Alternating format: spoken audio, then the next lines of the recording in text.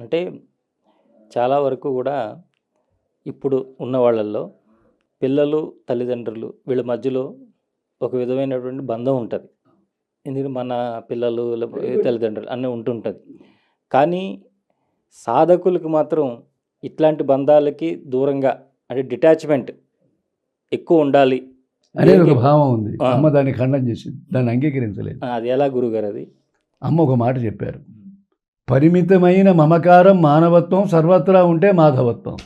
తెంచుకుంటావా పూర్తిగా తెంచుకో, నీ వల్ల అయ్యే పని కాదు, లేదా పెంచుకో, నీ ఎఫెక్షన్ని సర్వత్రా పెంచుకో. నేను నా భార్య నా పిల్లల మీద ఉండేటువంటి ఎఫెక్షన్ నీ చుట్టూ ఉండే వాళ్ళ మీద పెంచు, తర్వాత సర్వత్రా పెంచు. అప్పుడు ఉన్నదంతా వాడే నీకు తెలియబడుతుంది. వాడు తప్తి మత్తపరతరం నాస్తి కించిదస్తి ధనంజయ. అంటే ఏదో సాధనలో మంచి స్థానానికి వెళ్ళాలంటే ఇవన్నీ తెంచుకోకర్లేదు, ఉన్నదాన్ని పెంచుకోవాలి. స్థితులు ఇక్కడ నీ అమ్మ ఏం చెప్పినప్పుడు మొట్టమొదట్లో సోహం మంత్రం చెప్పినప్పుడు చేసుకోమని చెప్పుతూ ఎప్పుడు ఏది హాయిగా సాగితే అది చేసుకోమన్న మాట ఉంటుంది. నీ సాధనా స్థితిని అనుసరించి నీ సాధన ఉంటుంది, మారుతూ దానికి అదే మారుతూ ఉంటుంది. ఈ మధ్యలో మనం జాగ్రత్తగా చూసుకోవాల్సిందంటే ఇగో అంటే ఏమిటంటే ఇప్పుడు ఫిలిమిలో నుంచి రావడం కాంతి అని చెప్పారే, నీకు వచ్చిన ఆలోచన ప్రతివాడికి కూడా అంతఃకరణలో నుంచి రిఫ్లెక్ట్ అవుతుంది. క్లియర్ అయిందా మీకు? ఇప్పుడు ఆ ఫిలిమే అంతఃకరణ, మనోబుద్ధి చిత్తహంకారం అంతకంటే 4-fold యూనిట్ ఇన్నర్ ఇన్స్ట్రుమెంట్. దాన్ని శుద్ధి చేసుకుంటే ఉన్నది కనిపిస్తుంది, క్లియర్ పిక్చర్ కనిపిస్తుంది. లేదు ఉన్నది లేనట్టు లేని ఉన్నట్టు కనిపిస్తుంది. అంతఃకరణ శుద్ధి కావాలంటే ఏం చేయాలి? నిష్కామ కర్మ మాత్రమే అంతఃకరణ శుద్ధి చేస్తుంది. కాబట్టి సేవ సేవ సేవ, selfless service, that is the foundation కర్మయోగం. సాధకులకి వయసు ఇంకా పెరుగుతుంది అని. ఎందుకంటే మీకు ఇది 10 మందికి తెలియాలి.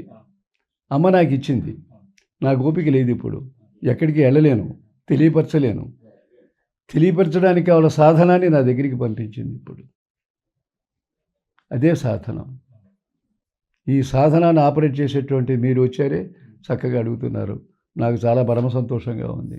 అడగండి, తెలిసినంత వరకు చెప్తా, అనుభవం ఉన్నంత వరకు చెప్తా. ఇప్పుడు ప్రతిదీ కూడా సాధకాలు లేదా ఎవరైనా ఏదైనా ఏ పని చేసినా దాంట్లో ఏదో ఒక స్వలాభం ఉంటుంది. స్వలాభం అనేది భక్తిలో కూడా ఉంటుంది. ప్రయోజనం లేని పని ఎవడు చెయ్యడు. ప్రయోజనంతో పని చేసినప్పుడు ప్రయోజనం సిద్ధిస్తుంది. ఇంకా వాడికి ఇవ్వాల్సిన అవసరం ఏమిటి? సెల్ఫ్లెస్గా ఎప్పుడైతే వీడు స్టార్ట్ చేసి పనిచేశాడో ప్రతి పనికి తగిన ఫలితం ఉండాలి కదా, ఖచ్చితంగా ఉండి తీరాలి. ఉండి తీరాల్సిన వీడు ఏమి అడగల. కాబట్టి ఇప్పుడు ఆ ఫలితాన్ని ఏ అకౌంట్లో వేయాలి వాడు? గత జన్మల తాలూకు తీసుకున్నట్టు అంతఃకరణలో ఏ మాలిన్యాలు అయితే ఉన్నాయో అది తుడిచివేయడానికి పనికొస్తుంది, అంతఃకరణ శుద్ధి చేయడానికి పనికొస్తుంది. అది నిష్కామ సేవ. అంటే ఇప్పుడు నిష్కామ అట్లా చేసినప్పుడు మాత్రమే నీ కర్మ యోగంగా మారుతుంది. The work should become worship. లేకపోతే వీడి కర్మ అవుతుంది వాడిది. ఈ కర్మ యోగంగా పోవాలంటే నిష్కామ్యంగా పనిచేయాలి. నీ ప్రేమని పెంచుకోవాలి, తుంచుకోకూడదు. పరిమితమైన మమకారం మానవత్వం సర్వత్రా ఉంటే మాధవత్వం. మానవుడు మాధవుడిగా ఎట్లా మారాలి? సింపుల్ థింగ్ అమ్మ చెప్పింది. నీ ప్రేమను ఇతరుల మీద కూడా పెంచుకో. అట్లా పెంచుకోవాలి అంటే ఏం జరగాలి? అక్కడ అన్కండిషనల్ లవ్ రావాలి వాడికి. అన్కండిషనల్ లవ్ అనేటువంటిది ఒక మాతృ ప్రేమకు తప్ప రెండో వాడికి దేనికి లేదు. అందుకని అమ్మగా వచ్చింది అక్కడ. అమ్మని అడిగారు నువ్వేమిటి అని. సృష్టికి ముందున్న శక్తి ఏదో అది నేను అని అమ్మ చెప్పారు. దాని శివానందమూర్తి గారు ఏం చెప్పారు? సృష్టికి ముందున్నటువంటి శక్తి ఏదంటే కాలం. కాలస్వరూపిణి అమ్మ. అమ్మగా ఎందుకు వచ్చిందంటే అర్హతలంటూ ఆలోచిస్తే ఎవడి దగ్గర లేవు గనక, అర్హతల్ని ఆలోచించకుండా ప్రేమించే తత్వం మాతృప్రేమ కనుక ఆ పరాశక్తి అమ్మగా వచ్చి మనల్ని ఉద్ధరించడానికి వచ్చింది. అందువల్ల అమ్మ కూడా అంటుంది ఏముంటుందంటే, బురద తీసుకొని బిడ్డ బురద పూసుకొని వస్తే కడిగి దగ్గరికి తీస్తుంది కానీ వాడిని వదిలిపెట్టేది కదా. బురద అంటే ఇక్కడ ఏమిటి? అనేక జన్మలు చేసుకున్న మాలిన్యం మనకి బురదది. దాన్ని కడిగి అమ్మ దగ్గరికి తీసుకుంటుంది కానీ అమ్మ వదిలిపెట్టేది అసలు. అవునండి. పరాశక్తి అంటే నాకు ఒకటి గుర్తొచ్చింది గురుగారు. పరాశక్తి పరమాత్మ అంటారు కదా, ఏంటి రెండిట్లకి భేదం? ఆయన అడిగా, మీకు సత్యం గారు తెలుసా అని.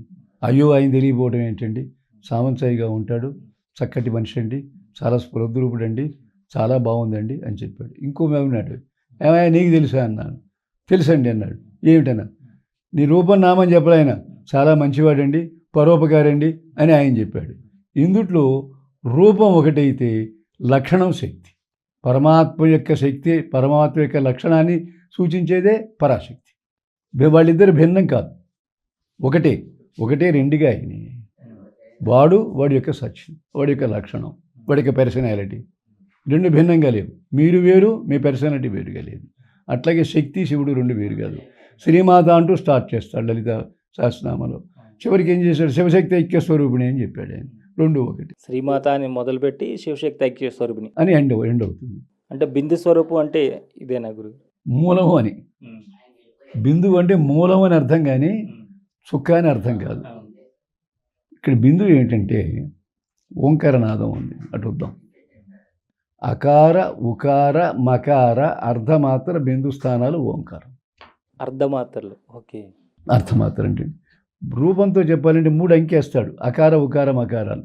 అర్థమాత్రను అడుగు అర్థచంద్రకారంగా పెట్టాడు కదా. ఓంకారం చేసేటప్పుడు అని ఒక నాదం వస్తుంది, అది అర్థమాత్ర. మనం వచ్చిన తర్వాత కొంతసేపు ఆగిన తర్వాత ఉమ్మని కూడా అనలేడు, నిశ్శబ్దం వస్తుంది, ప్రశాంత స్థితి వస్తుంది, అది బిందుస్థానం. వచ్చిన తర్వాత మళ్ళీ స్టార్ట్ చేసేటప్పుడు ఆ బిందుస్థానంలో కాసేపు ఆగి, అంటే ఆ డెడ్ సైలెన్స్, ఆ నిశ్చల స్థితిలో కాసేపు ఆగి, అబ్సల్యూట్ సైలెన్స్, దాంట్లో ఆగి మళ్ళీ ఓ అంటూ ప్రారంభం చేయాలి. వీళ్ళందరూ ఓంకారం ఓం ఓం ఓం అంటారు, రాదు వాడికి. దాని స్వరస్థానం కంటాం. అకార ఉకారాలు ఆ ప్లస్ ఊ ఈక్వల్ టు ఓ అవుతుంది. ఓలో ఓ అంటే ఇక్కడ ప్రారంభం చేశాడు. ఇప్పుడు మీకు ఏం ఉకారం చేసేప్పుడు ఏం జరిగింది? ఇక్కడ ఓ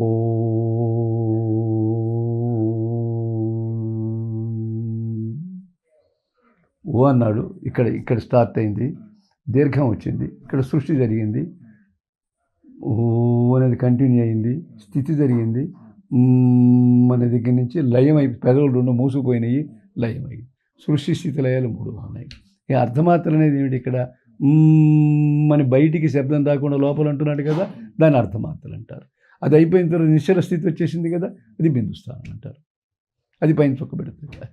ఇది నాకు అర్థమైనంత వరకు నా అనుభవంలోని మాట. అంటే ఈ మూలాధారం, స్వాధిష్టానం, ఇట్లా ఒక్కొక్క చక్రంలో వాళ్ళ స్థితి ఉన్నప్పుడల్లా ఈ సాధనలో సరైన గురువు గైడెన్స్ లేక అట్లాంటి సాధనలు కొన్ని ప్రాక్టికల్గా అమ్మ దాన్ని ఎంకరేజ్ చేయలేదు. మీరు మరి మీ సాధన క్రమంలో నేను లేస్తూ పడుతూ వచ్చాను. నేను కూడా గురుగారు దాంట్లోని దాని ట్రబుల్స్ ఫేస్ చేశాను. కానీ కొన్ని సిద్ధులు వస్తాయంట కదా గురుగారు, అట్లాంటి మీకు ఏమైనా వచ్చినాయా? మీరు ఎక్కడున్నారో నేను అనుకోవడం సిద్ధి కదా. అంటే మీరు ఎవరైనా చూడంగానే వాళ్ళు ఏ స్థితిలో ఉన్నారనేది మీరు చెప్పగలుగుతారు, అర్థం అవుతుంది. వాళ్ళకి సాధన మార్గాన్ని మీరు సూచిస్తారు. ఇప్పుడు ఆ చక్రాల్లో ఉన్నప్పుడు వాళ్ళు ఒక స్థితిలో మీ దగ్గరికి వస్తారు గురుగారు. అంటే సహజంగా రోజువారీ పనులు చేసుకుంటూ ఉంటారు. వాళ్ళు మీ దగ్గరికి వస్తారు. వాళ్ళకి మీరు సూచించేది చక్రాల మీద దృష్టి పెట్టి సాధన చేస్తే వాడికి ఏం చెప్పాలనేది నాకు స్ఫురిస్తుంది. వాడితో కాంటాక్ట్ పెట్టుకోవాలా లేదనేది కూడా స్ఫురిస్తుంది.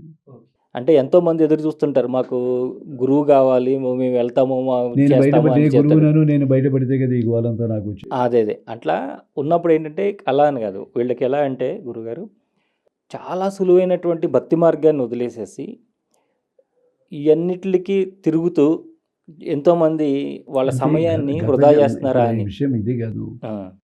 చెప్పే కదా, నన్ను కాపలా పెడుతున్నారా అని చెప్పని అమ్మ చెప్పిందని. అక్కడికి వెళితే ఏమీ లేదంటే అమ్మే అన్ని రూపాలతో వచ్చిందనేది భక్తి మార్గంలో ఒకడికే సాధ్యం అవుతుంది, వీళ్ళకి సాధ్యం కాదు. వీళ్ళు ఎంతసేపు శరీరం లోపల నాడులు, ఆ లోపల ఉండేటువంటి అణువులు, ఈ ప్రాణశక్తి ఈ గోల్లో ఉంటాడు వీళ్ళు. వాళ్ళకి ఇదంతా ఏం తెలియదు, చాలు వాళ్ళకి ఆ భావాన్ని ఉద్ధరిస్తుంది. అంటే ఇప్పుడు ఆ నామ సంకీర్తన అనేది కూడా దానికి కూడా ఒక పద్ధతి ఉంది, ఒక సాధన ఉంది అని చెప్తారు కదా గురుగారు. అది ఎట్లా చేయాలి దాన్ని? వాళ్ళు ఎట్లా చేసినా పర్వాలేదు, నేను ఇన్ని రకాలుగా ఉద్ధరించాలో దానికే అదే తీసుకెళ్తుంది మిమ్మల్ని. స్తోత్రం కానీ నామం కానీ అది మార్చుకుంటుంది. అది సిస్టమ్ అంతా కరెక్ట్గా ఉందండి లోపల. మనం అటు ఇటు కిరికి గందరగోళం చేస్తున్నాం కానీ దానికి అంత కరెక్ట్గా ఉంది. కులామృతైక రసిక కుల సంకేత పాలిని కులాంగన కులాంతస్థ కౌలిని కులయోగిని అకులా సమయాంతస్థ సమయాచార తత్పరా మూలాధారైక నిలయ బ్రహ్మగ్రంథి విభేదిని మణిభూరాంతరుదిత విష్ణుగ్రంథి విభేదిని ఆజ్ఞాచక్రాంతరాళస్థ రుద్రగ్రంథి విభేదిని సహస్రారాంబుజారూఢ సుధాసారా అభివర్షిణి తటిల్లతా సమరుచి షట్చక్ర ఉపరి సంస్థిత మహాశక్తి కుండలిని బిసతంతు తనీయసి భవానీ భావనాగమ్య భవారణ్య కుఠారిక. భావం ఉంది, శబ్దం ఉంది. మీరు 2 నిమిషాల్లో అక్కడికి వెళ్ళిపోలే. ఇది భక్తేనా ఇంకేమైనా ఉందా? అంతరార్థం చాలా ఉంది దాంట్లో. ఇదంతా కుండలిని యోగమే. అమ్మవారు భౌతిక రూపం. మనకి ఎట్లా స్థూల సూక్ష్మ కారణ శరీరాలు ఉన్నాయో అమ్మవారికి కూడా ఉన్నాయి. అట్లాగే అమ్మవారి యొక్క భౌతిక రూపం బయటికి అరుణాం కరుణాతరంగితాక్షీం ధృతపాశాంకుశ పుష్పబాణచాపాం అణిమాదిభిరావృతాం మయూకై అహమిత్యేవ విభావయే భవానీం. ఆ రూపం చెప్పాడు. అది నేనేనమ్మా అన్నాడు.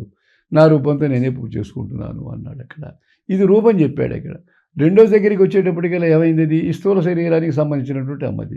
రెండోది ఏమిటి? స్థూల రూపం అయిపోయిన తర్వాత సూక్ష్మ రూపం. సూక్ష్మ రూపం అమ్మ మంత్రం. స్థూల సూక్ష్మం అయిపోయింది.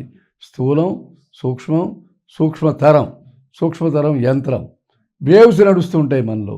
ఈ ఈ నిలువుగా ఉండేటువంటి త్రికోణాలు, కిందకి వెళ్ళే త్రికోణాలు 5, 4, 9 ఉన్నాయి. ఇవన్నీ వేవ్స్ అండి. ఇది 3వ రూపం. ఇది అంటే స్థూల రూపం, సూక్ష్మ రూపం, ఇది సూక్ష్మతర రూపం. 4వది కుండలిని శక్తి, సూక్ష్మతమ రూపం. ఇది అమ్మవారి. ఆ విధంగా అమ్మ అక్కడ ఉండి కుండలిని శక్తి.